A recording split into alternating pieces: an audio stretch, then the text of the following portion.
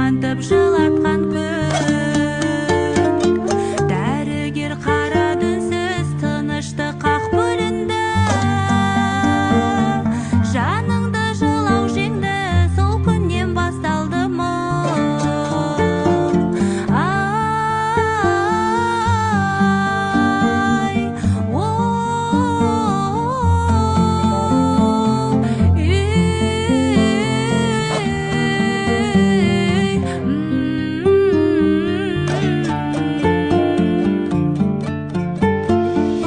Кей сөздер қатты батты, жылаған түндер молай.